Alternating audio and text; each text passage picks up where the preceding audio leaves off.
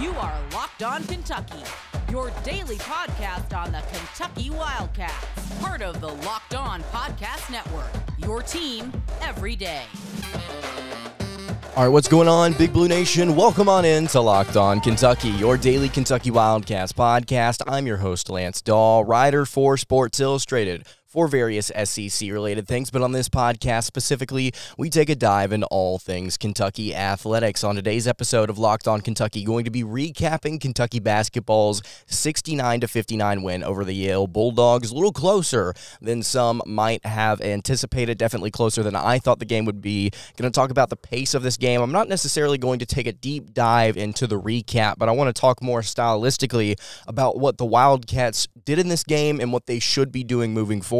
And then also going to talk about Oscar Shibway. I know we talked about him on a recent episode about whether or not he was going to be okay, and I kind of want to reiterate some things I said on that show and just let y'all know after this performance, we got to see Shibway's going to be fine. He's going to be fine for the next few games, actually. I'm really excited to see what he does here in the coming weeks. Today's episode is brought to you by LinkedIn Jobs. LinkedIn Jobs help you find the qualified candidates you want to talk to faster. You can post your job for free at linkedin.com/lockedoncollege. That's linkedin.com/lockedoncollege to post your job for free.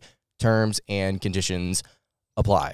As you can tell, if you're watching on YouTube, we are currently recording from parts unknown, not in the studio today. So hope you guys enjoy the relaxing background as we sit and talk here. Feels more podcasty today, I definitely would say. All right, Kentucky, victors over the Yale Bulldogs, 69-59 was the final score. Obviously, I think the biggest thing in this game, very similar, and I'm going to shout out my guy, Hoops Insight, Sean Vinzel over at Hoops Insight there. He's got a phenomenal blog if you want to go check him out, Kentucky and Louisville basketball. But he put out a newsletter kind of recapping this game, and he said it reminded him, and it reminded me as well, of the Notre Dame game from last season, and also the season prior. What the Fighting Irish tried to do to the Wildcats was simply kind of take them out of their element in the transition game. They tried to stop transition buckets, and they tried to hound their best player.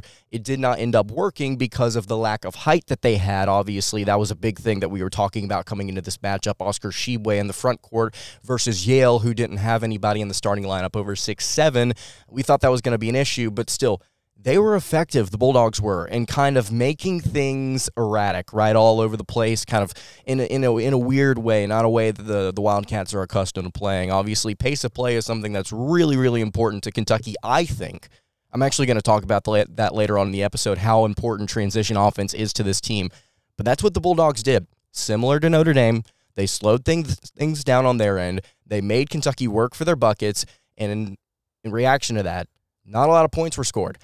Now, obviously, it doesn't help when you're up 67-52, I think it might have been, with a little over 4 minutes left in the game, and you score 2 points over the final 4 minutes.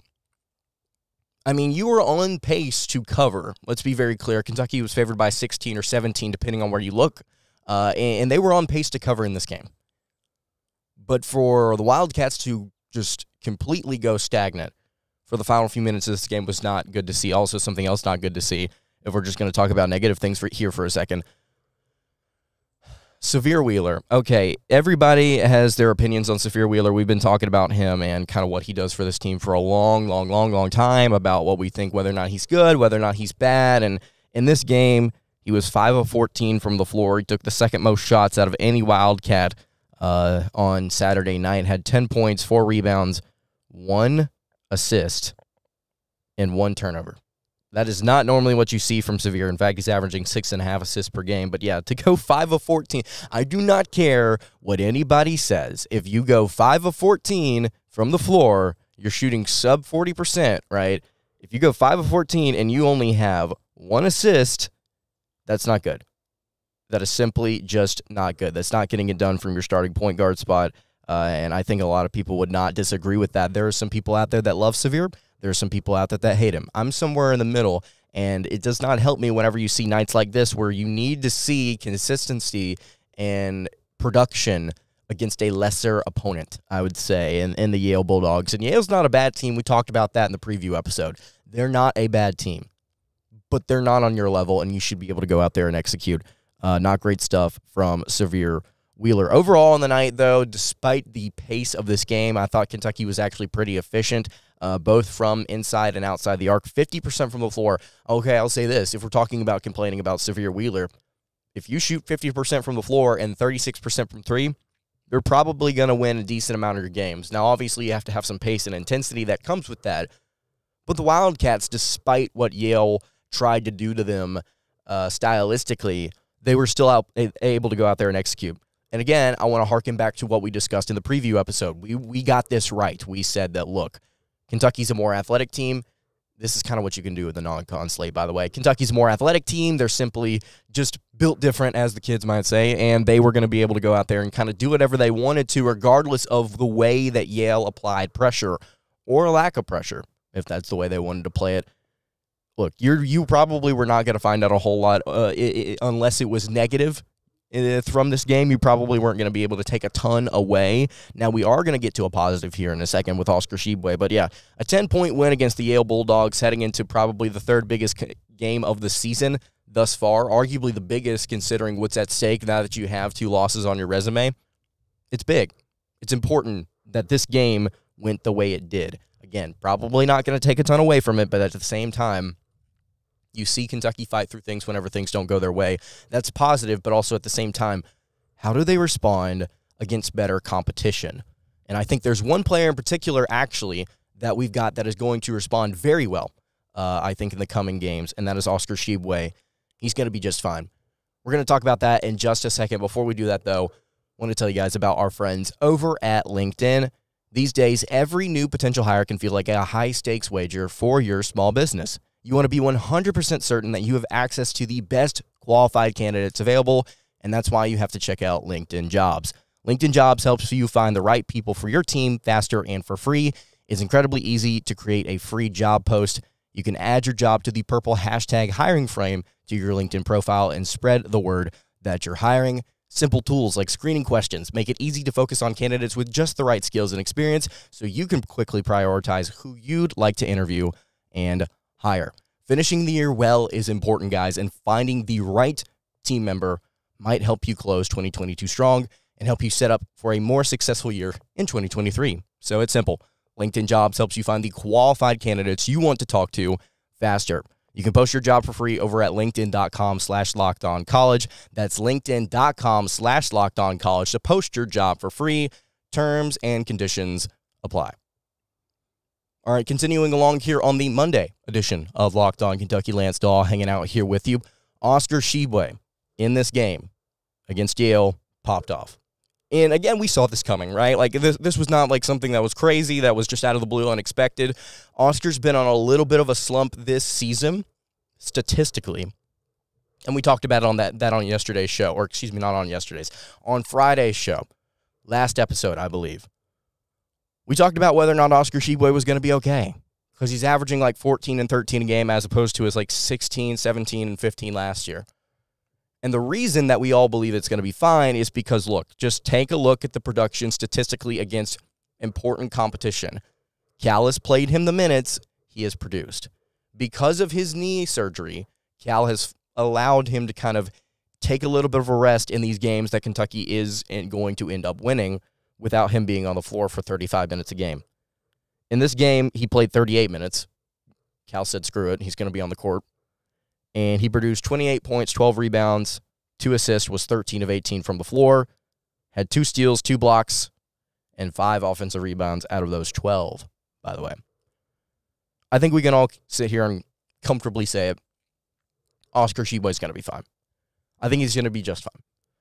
There are some out there that were questioning whether or not he was going to be able to rebound after the slow start to the season. Again, we have addressed that. It was not necessarily a slow start, but rather just not being able to see him for the amount of minutes that we normally do. I mean, he's still, we talk about efficiency on this show. It's efficiency relative to the amount of minutes that you get to play, right? Just because you play a ton of minutes doesn't mean that you're a significant player, right? You have to contribute something within the time that you are allotted. There are some players that honestly play better coming off the bench because they're more efficient. They come off the bench more efficiently instead of starting a game and playing a significant amount of minutes. They're better in smaller sample sizes, right? Oscar Shibway is not one of those players. You get everything out of him, regardless of how little or how much you play him. And I think that we got to see in this game 38 minutes, 28 points.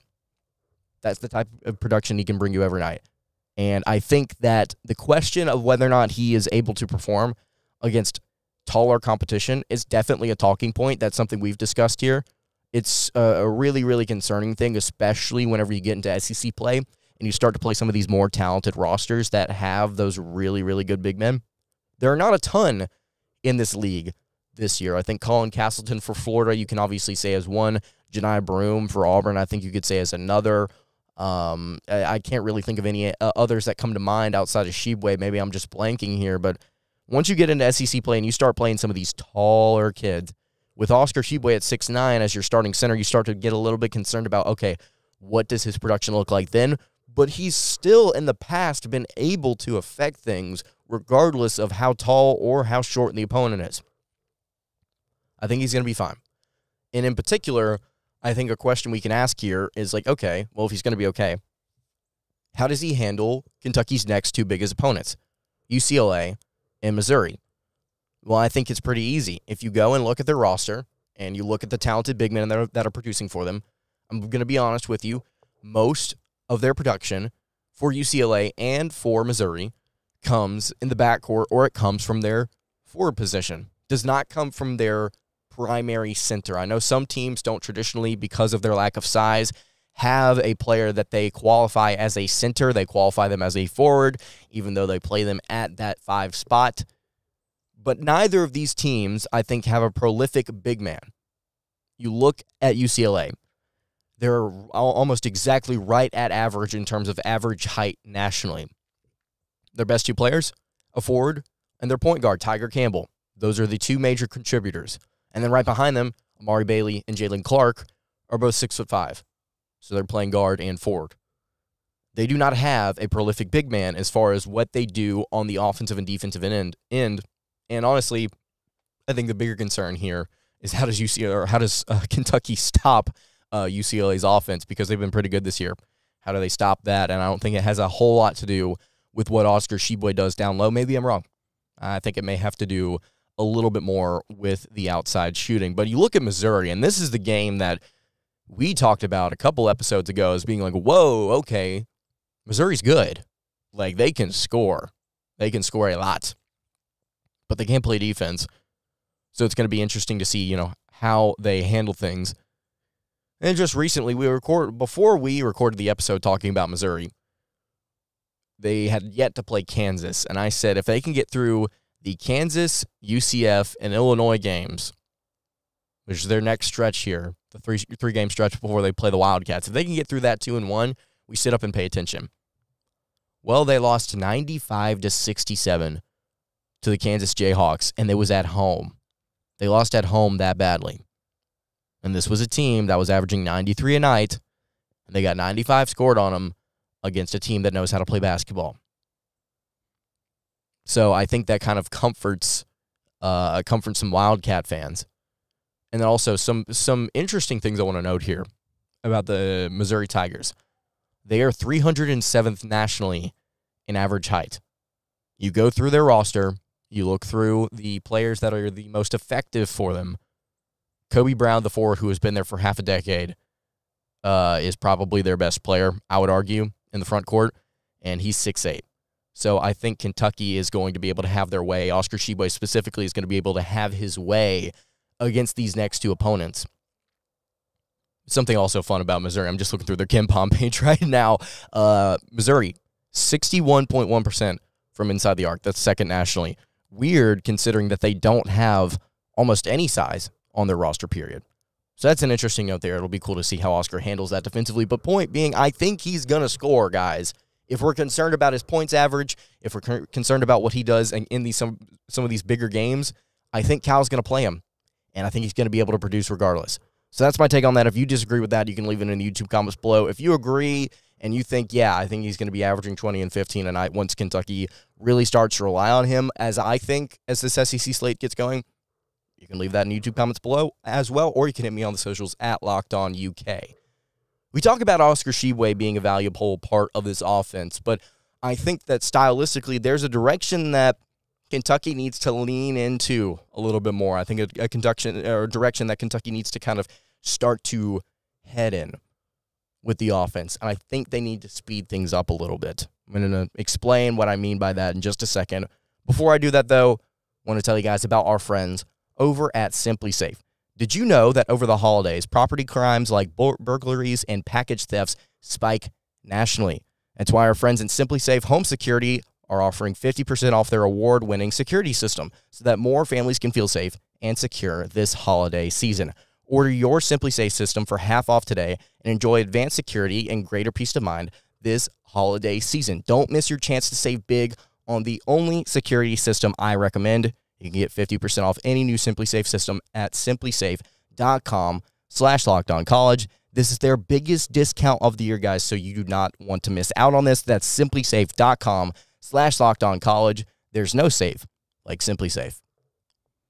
All right, wrapping up the Monday edition of Locked On Kentucky. Lance Dawe hanging out here with you in parts unknown. Transition offense, I think it should be Kentucky's bread and butter. Now, I know what I just said about Oscar Shibway and him being important, and you would like to think that big men aren't particularly the most effective in transition. I think Arizona and Gonzaga would like to disagree about that, and that's another episode for another time, but you look at what Kentucky does best, right? Think about what they are from an athletic standpoint. They're one of the best in the country. Obviously, I think they are one of the best teams athletically in the country. They have all the talent in the world. So why then does Kentucky want to regulate themselves, I think, to the tempo that they have chosen to go at? And just to pull it up here for you real quick, Kentucky, according to KenPom, is only 130th nationally in adjusted tempo. Now, we're going to see that rise and fall as the SEC conference slate rolls on, as it kicks off here in just a few weeks.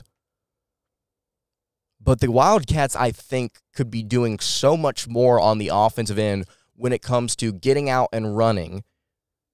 And a lot of it is held back. I honestly think we talk about the positivity around Sahvir Wheeler and what he does in the assist game.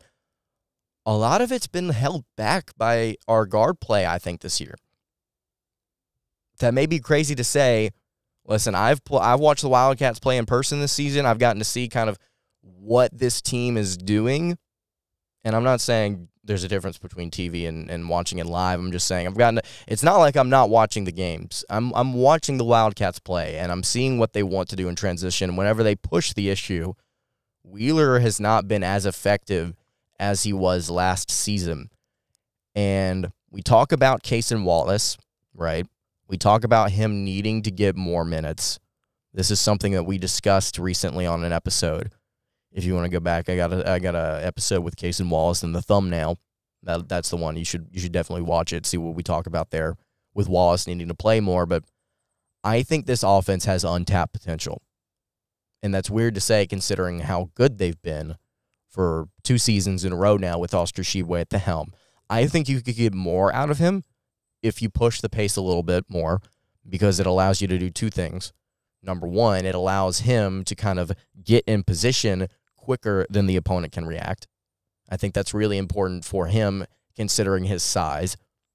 And then on top of that, I think it opens up things for other players and allows him to not just become a scorer, but a distributor.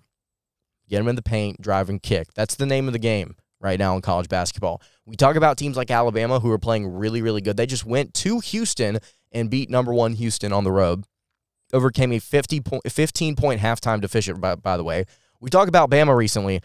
Oh, they're legit. They're legit. And their philosophy on offense, drive and kick. We're looking for the 2. If we can't get it, we're kicking out for the 3. Pace and space. That is the name of the game. That is what works. We need to see Kentucky taking that approach more often. I have told you guys time and time again, listen, the most boring basketball may be the most effective way to win. Virginia and Tony Bennett suck. They suck to watch. Nobody wants to watch Virginia basketball, but they win. And that's a style of play that works. The complete opposite, the complete inverse there, pace and space, works as well. It wins. Alabama's winning right now with it. You see Kansas winning with it. You see Duke winning with it. You see Michigan State not necessarily getting up and down the court like they're on fire, but you saw what they did against the Wildcats that hurt them. They got out in transition, and they went to the basket. That's what works. It's inside the paint, and it's outside the arc. I think Kentucky should focus strongly on those two areas and doing it as quickly as possible. And I know they can because they've got the athletes to do it. Maybe you need somebody piloting the offense a little bit less than they are right now. Maybe you need that. But overall, I think Kentucky's got the horses to make that work.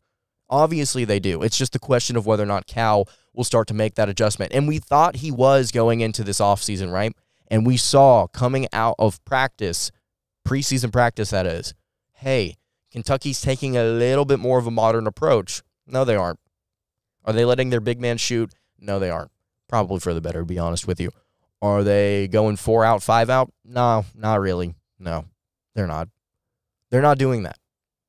And if they are, they're doing it in, I think, the incorrect way. So I think Kentucky needs to start to really consider as they get into this SEC slate, okay, what bothers teams the most? What are we effective at? Everything is the answer to that question. And how can we change our execution? I think it's pretty simple. I think you just spread things out a little bit more and you quicken the tempo. We have seen Kentucky be most effective against any opponent whenever they get out and run. Simple as that. Some teams aren't built that way. Some coaches aren't built that way. I think Cal is in this weird spot where he's kind of on and off with it. Make it work. You know, I know that the Wildcats can. If you disagree with that, if you think Kentucky's okay with the way that they run their offense, hey, I'm open to your opinion. If you want to leave that in the YouTube comments below.